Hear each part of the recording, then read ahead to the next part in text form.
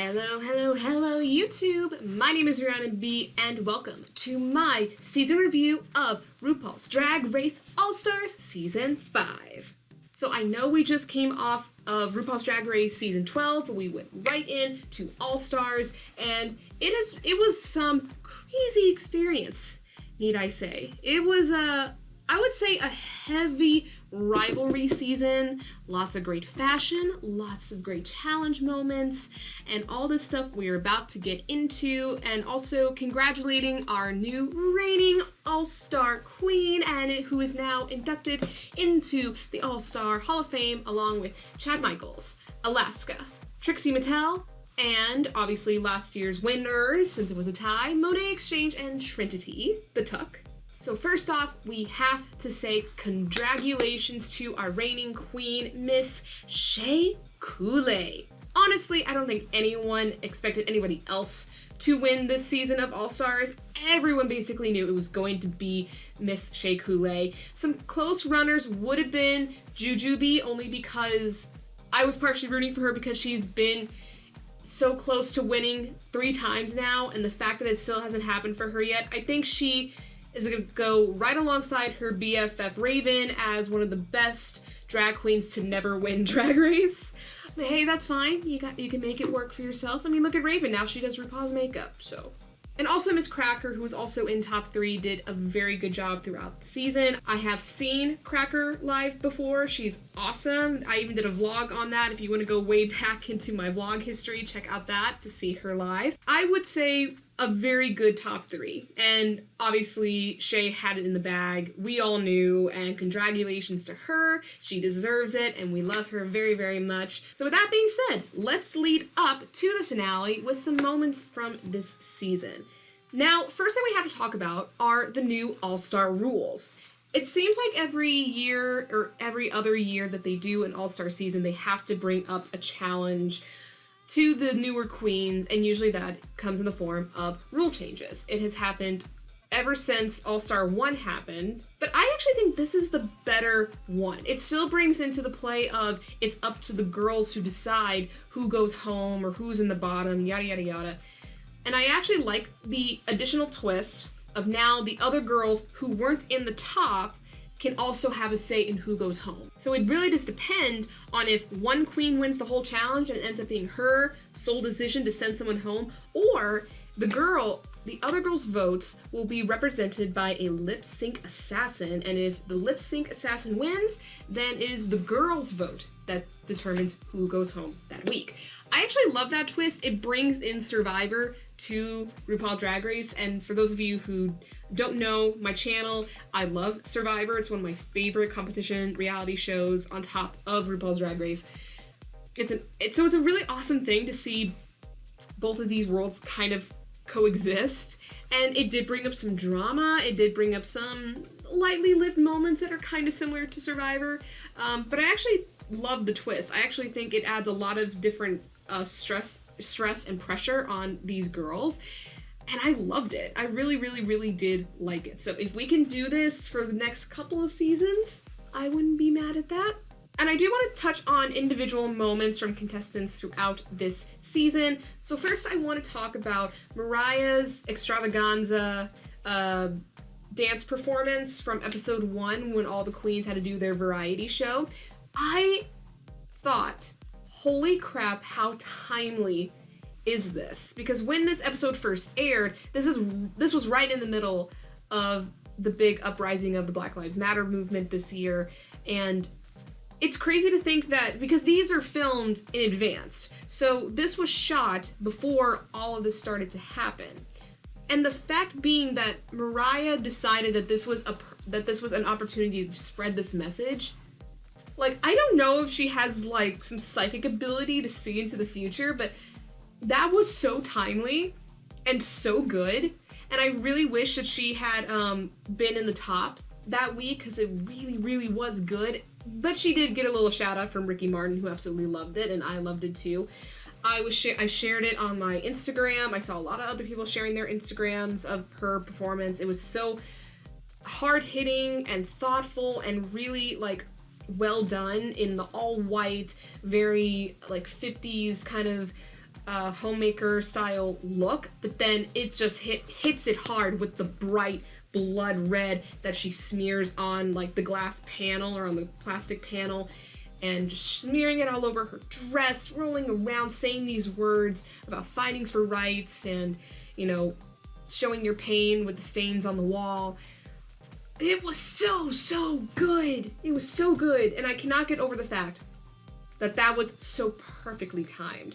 So kudos to Mariah for thinking about that. We also have jujubee, who had her first challenge win in her entire Drag Race history. She's been on, including All Stars 5, she's been on 3 seasons of Drag Race as a contestant.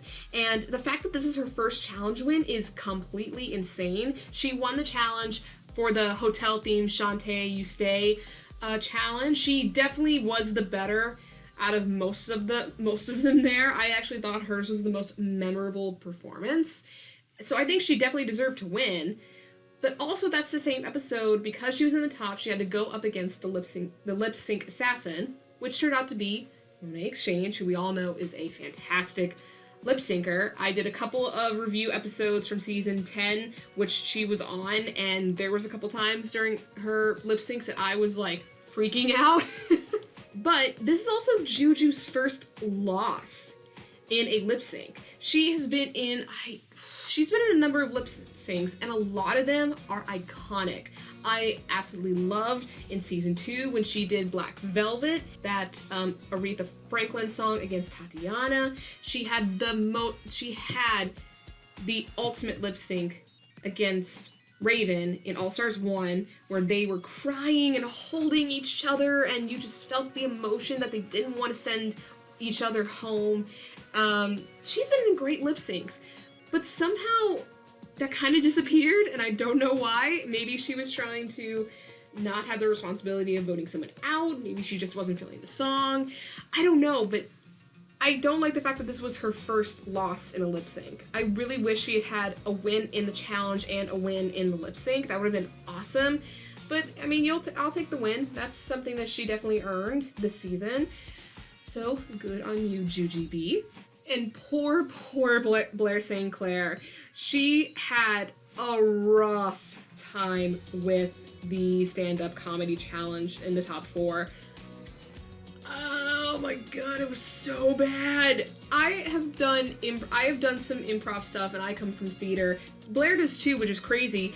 But I also know that sometimes comedy and stand-up just doesn't sync well with people, especially stand-up. It's such a different vibe and a different way of approaching an audience and approaching how your delivery works, that it just was so cringy to watch her just flick through her notes and being very crass and very rude and not in a comedic way.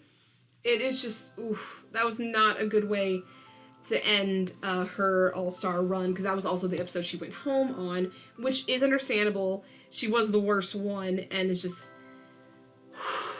yeah, like, it was painful to watch. It was painful to watch. I had to mute the TV a couple times because I just could not. I also couldn't handle those giant pauses of silence because of her going through her notes. It's just like, oh my god, no. So hopefully Blair doesn't do stand-up comedy again. Unless she gets really, really good, but if not, Blair, just don't worry about doing that again in the future. And also, let's talk about Snatch Game. Honestly, this has been a Snatch Game full of awesome performances. Like, really, there were some great things in here. Definitely Alexis as Walter Mercado was really, really funny. I think that was just so well done because she was paired also with Cracker and India, and they weren't really doing anything, so she was playing off of the fact that these two weren't standing out as much or weren't doing as well, and it worked in her favor, and that's so smart. And she's also really great at doing like improv and those kinds of things, because she did very well in the Snatch Game in season 3. She also did well in the SheMZ challenge, which was also improv. So she's really great at comic timing. She knows it and it works. I'm actually shocked she doesn't do more of like the acting comedy thing, because she's really, really good at it. But we cannot talk about All Stars 5's Snatch Game without talking about Jujubee's Eartha Kitt and Shea Coulee's Flavor Flav. Two of the best Snatch Game performances in all of Drag Race history. And I know that's a big statement to make. There's been a lot of great ones, but those two were amazing. And here's this, and with Eartha Kitt, we've seen Eartha Kitt 2 times. We saw it with Chi Chi DeVayne in season 8, and then we saw it in last All Stars with Valentina.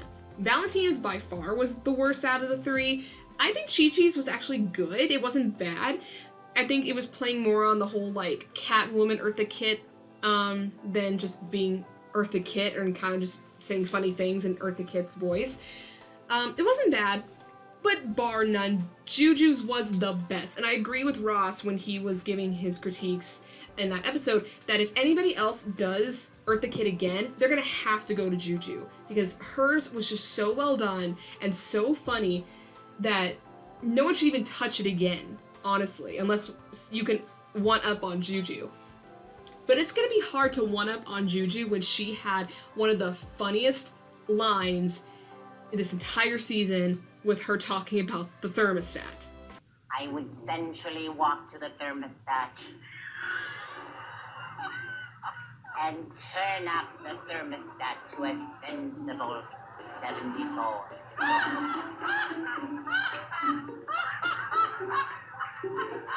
Literally, I was just like RuPaul. I was laughing so hard that it was just such a brilliant line. It was such a brilliant line.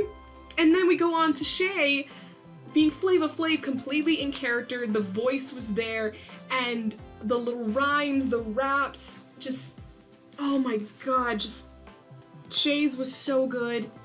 The whole thing about going to Red Lobster with a dude, even though he's a straight man, a very flamboyant straight man, it just was so good. Everything about the both of theirs were so on point. Ugh, I can't get over how good it was. But then you also have the other side, and really the only one that was the worst in that Snatch Game, it was India. Hands down, India's Jeffree Star was the absolute worst. First off, probably not the best time to do Jeffree Star. Obviously, this was filmed a year ago, so the whole Jeffree drama that's going on currently obviously was not made aware of, so India didn't know about that. But because situations being what it is, it was probably not the best time to do Jeffree on the season of Drag Race. And also, here's the first thing. Her makeup looked like white chicks. That's the first thing I thought of when I saw her face as Jeffree. It looked like white chicks. And I actually did see that meme going across on my Instagram because it just was so blatantly obvious that that's what it looked like. Here's the thing. Jeffree has a very sculptural face and a very unique face and has very unique facial features that it's very hard to replicate that without it looking kind of like a mix between Voldemort and white chicks makeup. It just doesn't really work, and it really just looked bad. The little like cheapy little star wand that you can buy for like $1 at a Dollar Tree that she was using to pretend to be a mirror, it's like, no. There's no like makeup products that could be like thrown around. You know, play a little bit more up on the controversy if you're gonna go all out there with it. It's just, you could have done things to make it work and it just didn't. And also, India is not someone I associate with acting skills or improv skills. So, yeah, that was just bad. Bad all the way around. So before we get into some of the more detailed-based stuff from the season, I want to quickly talk about the finale of All Stars 5. First off, we had a little reunion with all of the queens, and we touched on quite a bit of stuff that has been kind of like hot topics throughout the season. First off, we had India issuing an apology to Derek Barry. Obviously, they had a big rivalry, which I'll get here in a little bit, but they had a rivalry. India apologized. Derek apparently accepted it. Doesn't probably mean that they're still friends. So Anjana talks about her putting her own name into the box, as well as Mariah bringing up that Mayhem did the same thing. Obviously, they had to talk about the whole Alexis versus India situation on who ended up lying, and I'll get to that here in a second as well. I have to talk about that. And then we had this really weird, like, talk and very much intriguing conversation with the whole Mayhem and India deal made in the very first episode. It seems like the queens were really, really interested in that deal, but it didn't really amount to anything for either of them, really. So, I mean, I don't really know what else to say about that. Then we went into the challenge, which obviously was a big lip sync production with Todrick Hall doing choreography. The girls had to do their own lyrics and their own singing or rapping, depending on what they wanted to do. Juju's, I think, was a little bit shaky. It wasn't bad, but as compared to Miss Cracker and Shay, hers was just a little bit more timid and more small. But she definitely got into it. She has a beautiful voice and she looked absolutely gorgeous. Then you move on to Miss Cracker, who did a very kind of 50s. I almost thought ballerina kind of inspired, and then I saw like the old 50s diner looks from the backup dancers, and it was a little weird. But she looked absolutely adorable, and her hair always looks so good. The dancing was on point, the lyrics were on point, and then you go on to Miss Shea Coulee, who had a very awesome outfit, although I kind of wish that the wig had a little bit more volume. I know it's supposed to be a very straight ponytail, but I wish it had a little bit more hair to it. It looked like very thin hair, but the outfit looked great. She pulled off those hard steps that Todrick gave her, like doing that whole from the shoulders into a cartwheel spread eagle to the other dancer and her landing right back onto her feet. Holy shit, that is not something you take lightly, something that I would be terrified as, and I am a dancer, or like I was more so a dancer. I more do dancing just for fun now, but anyway, it was just like, holy crap.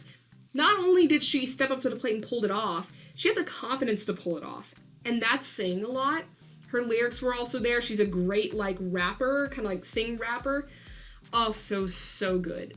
And then we move into the runway, which actually had all of the returning queens give their final eleganza looks. Some of them were good, some of them were just okay, but this top three, and I'll get to a couple of them at the very end, holy crap, the top three did not play safe when it came to their final looks on the runway. Like, literally, I was speechless. Like, some of those looks were just and again, I'll talk about them here in a second, but wow, that runway was so good with that top three. We had a final lip sync for Your Legacy. Shay was by far the better performer in that lip sync. I loved her little robot moves, and she did like the whole like hit, face, lip sync. Like everything was just into rhythm with the song, and it just was so her, and she made it rock. Loved it. Juju was giving sexy, which did fit the song of Janelle Monáe's The Way You Make Me Feel. And Cracker, I think she was good, but as a comparison, she just wasn't quite up to par. Her outfit also wasn't the best, but I think even she admitted that in the Untucked, that she's like, I'm in a leotard with a cardboard bra. And even the little nipple reveal, which was like the sparkles and the glitter coming out of the boobs, you could barely see them on camera. She should have used like a larger grain of glitter or even like little stars to make them just shine a little bit more on camera, because they just didn't show and it wasn't the best reveal. I mean, it caught me off guard, but after it happened, I'm just kind of like, oh, well, that could have been better. So, and the thing is, I know Cracker can do great lip syncs. I've seen her live before, so it just was a little disappointing that she didn't do as well. But all that being said, we had our queen being crowned. Shea Coulee.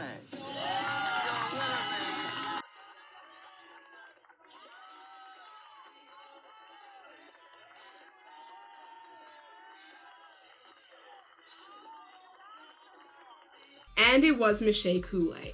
Like I said, on top of this review, so much deserved. She's absolutely a beautiful, stunning, talented queen who was bound to win an All-Star season. And the fact that she came to overcome her anxiety over her loss in season 9 to Sasha Velour, and now she can be just as accomplished as Sasha. Not that she wasn't before, but she now can like hold her head up high and say she accomplished this big feat of proving herself to be the queen that she is today, and to be respected for it, not just be the queen who lost to Sasha Velour in the season 9 finale. She is her own queen.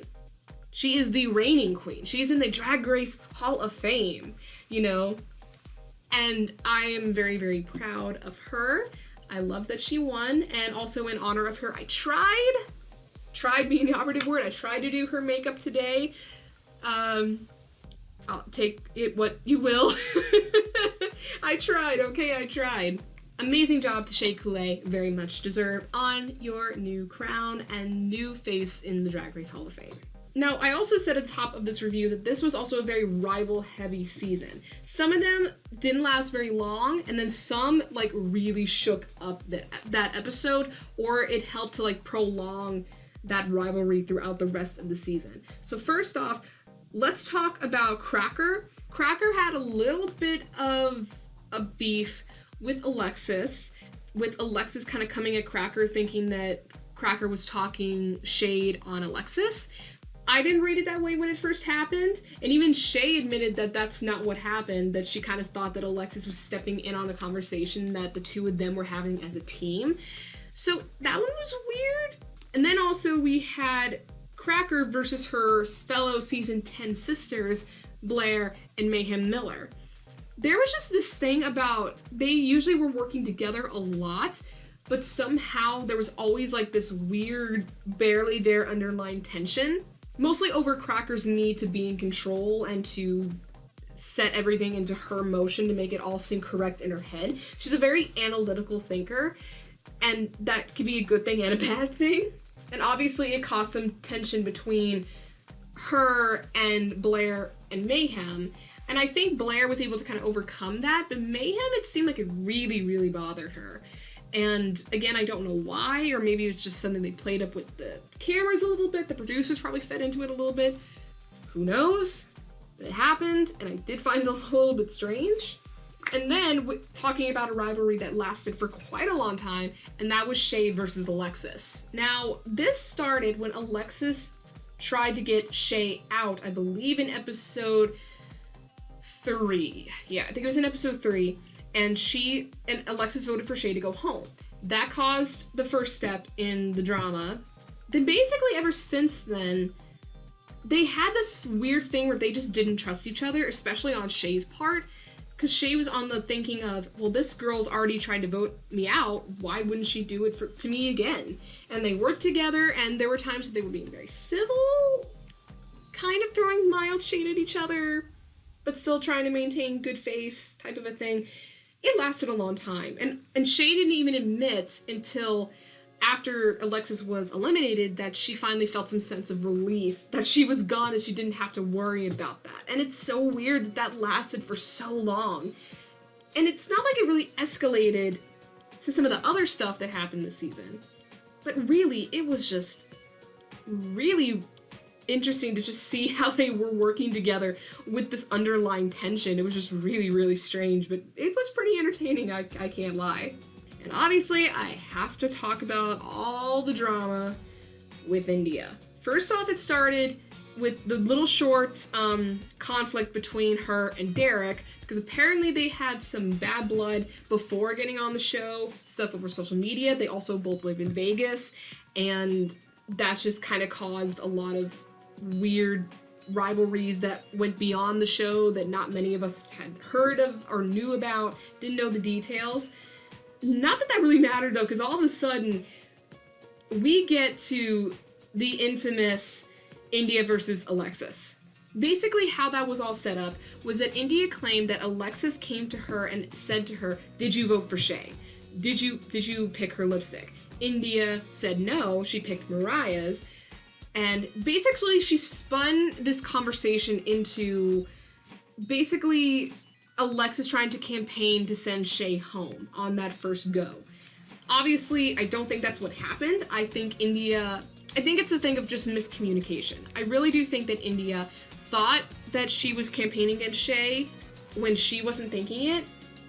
But because I think she was in the bottom and I think she knew she was going home, she tried to play that up and make it had more doubt onto Alexis, so maybe Alexis could go home. I don't know how much of the gameplay actually got into this whole thing, really, but the minute I saw Alexis' reaction to those claims, I knew that India had screwed up somewhere, in the sense that she either completely blatantly lied, or she just had a small communication problem, and it spun completely out of control. Nonetheless, it caused a lot of ruckus, and it literally went through until Alexis went home. Like, it was crazy. Just watching that Untucked, seeing these girls trying to figure out what the hell's going on, it was just... like, seriously, like, my brain was exploding, because I'm just like, what the hell's gonna happen? You know, it's like, I had no idea.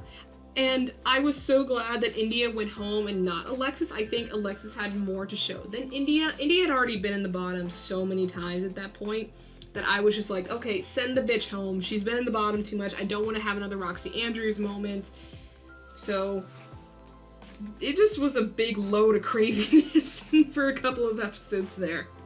Now let's talk about the lip syncs and our lip sync assassins. So going in order, our lip sync assassins this season were Evie Oddly, Alyssa Edwards, Monet Exchange, Morgan McMichaels, Vanessa Vanjie Mateo, Roxy Andrews, and Kennedy Davenport.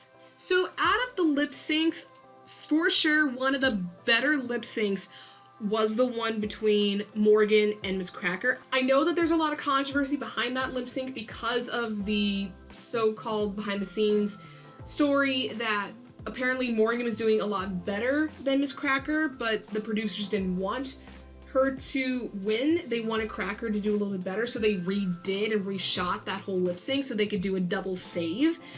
I don't know the entire details of it, and who know, and I mean, maybe it is true, but I mean, maybe it was a little bit more exaggerated than they made it claim to be. Who knows? But anyway, it came down to both of them winning, which almost led to a double elimination, but yet it never has led to a double elimination. At least in All-Stars, has not happened yet. So I don't know if it would ever happen, but it didn't happen in this case. But still, that was an awesome, awesome lip sync. I also did love that Vanessa Vanjie came back, and although it was very highly emotional for Alexis because Vanjie is her drag daughter, and possibly her drag daughter could have sent her home, which would have been absolutely heartbreaking, it was really cute to see the both of them kind of bonding together, because I don't really see them together that terribly often. I don't follow Alexis that terribly closely. I love Vanjie, but I don't even follow her that terribly closely on social media. I mean, honestly, I've been trying to stay away from social media in recent months for obvious reasons. But anyway, I thought that was a really cute moment. Also, what the hell happened with Alyssa and Kennedy? Like, both of them were so lackluster in their lip syncs, and they are known to be pure lip sync performers. Like, they are amazing. And the fact that they just kind of fizzled, honestly, like, it made it easy for Shea and Cracker to win against them, because it was just so, they were so boring, really. And also, I have to, before I forget, one of my other favorites was Roxy Andrews. Holy crap, like, I always seem to forget somehow that, like, Roxy is, like, the queen of sexy, and it shouldn't be, because she has, like, you know, she has the 3 X's in Roxy. But oh my god, was that lip sync amazing. Her outfit changes, the 3 reveals, her little, not, like, her little, bottoms, her little bottoms, just jiggling her ass and moving sexy around. Like, I was so taken aback. It was so good. So good. If they do this thing again, I would love to have a couple of, like, these queens come back to do more lip syncs. Like, bring back Morgan, bring back Monet, bring back Evie, bring back Roxy. Add some other ones in there. Like, they should have probably brought in Trinity K. Bonet. They could have brought Brooklyn Heights, although Brooklyn Heights is now doing Canada's Drag Race, so probably that wouldn't work. Bring in Coco freaking Montrese? Like, you could have, I mean, I really would love for them to do this again so we can bring in more lip sync assassins, because not that all these queens weren't great in their own way, but I think there were some other ones that probably should have been there a little bit more. But hey, some of them I was really happy with, so I'm not going to complain about all of it. And finally, to wrap up this review of RuPaul's Drag Race All-Stars 5, let's talk about the runway. So I have my list of the top 8 looks from this season of RuPaul's Drag Race All-Stars. So I have my top 8 runway looks from this All-Stars season. Let's start with number 8. Number 8 is Jujubee's prom 80s dress. This was so cute. I loved it. I'm shocked, like a lot of people were, that not more queens did 80s themed prom for that challenge.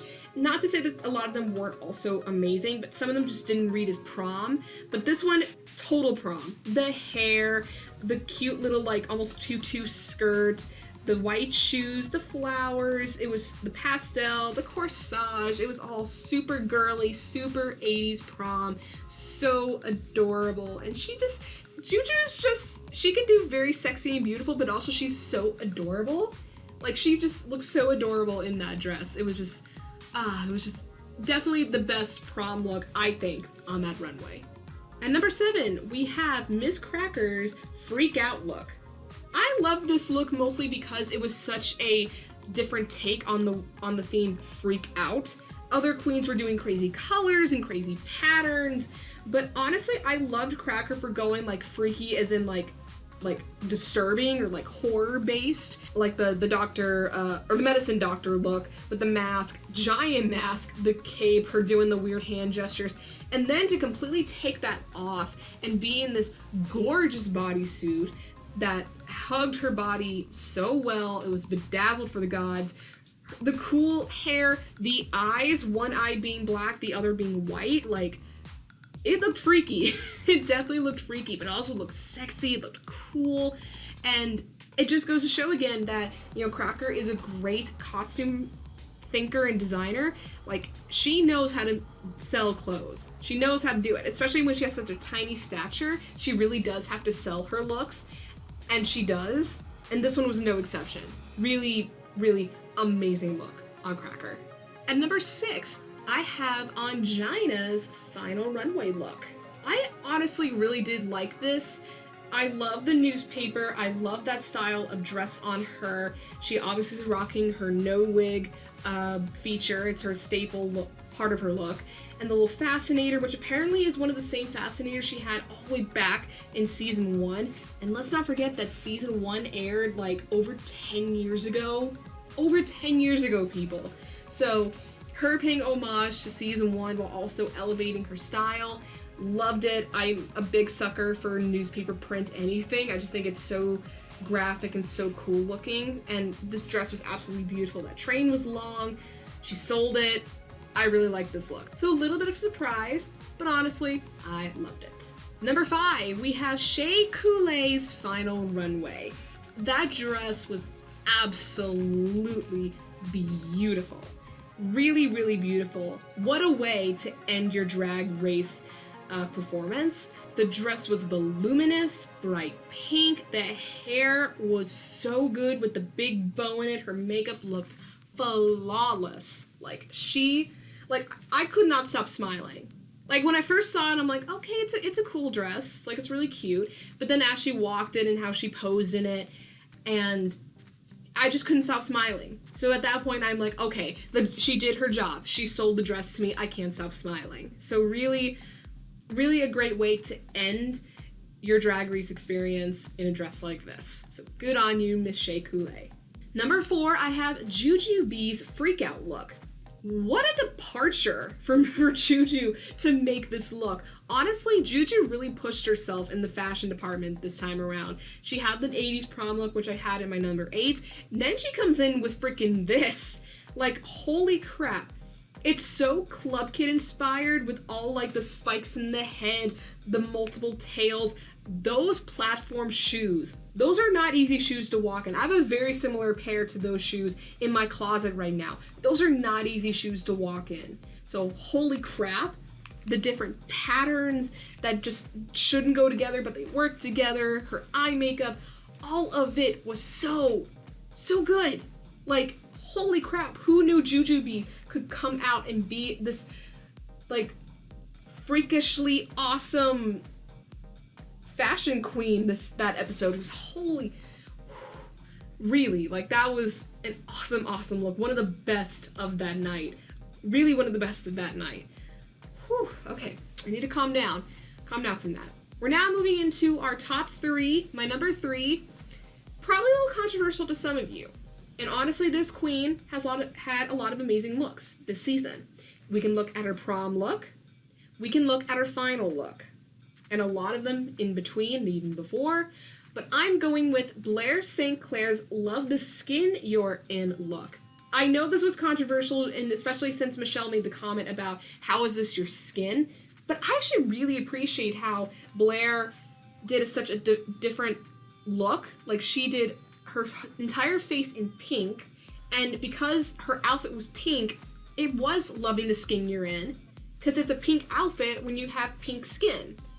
Like, what's wrong with taking that type of an approach to this?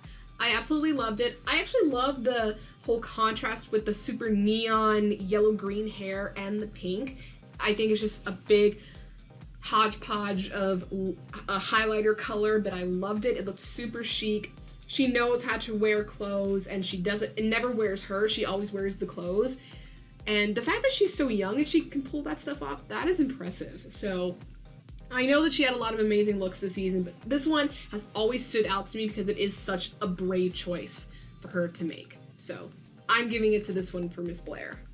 Number 2, I have Ms. Cracker's 3 looks in 1. I absolutely loved this the minute it came out. The fact that she was like a crazy looking a giant Fabergé egg walking down, and then she just opens up the egg. She just like emerges from the egg. She puts the petals of the dress down. She walks around, and then she goes finally into her little one-piece number that was all in gold. Really, I loved every single second of her runway in that. It went from comedy to super chic. Like, she looked absolutely gorgeous. And she had mentioned this at the in the finale about her bringing in her Russian heritage and how important it's become to her. So I love that this is an homage to her heritage that has really become a big staple in her life in recent years.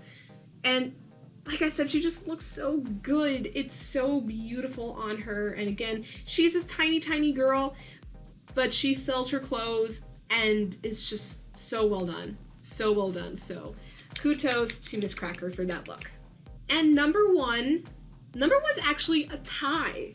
I could not choose between the 2 of these looks because they were both impeccably well done, and they also meant something very significant to the girls. So we have Jujubee in her final runway look, and then we have Shea Couleé's Love the Skin You're In. Both of these looks I absolutely loved the minute they stepped out. First, let me talk about Shea. Shea's Love the Skin You're In look, so powerful. That's the first word I think of. It's powerful. It stands up for, representing the love of your body, especially if you are a person of color, and especially nowadays, obviously with the racial tension in our country right now.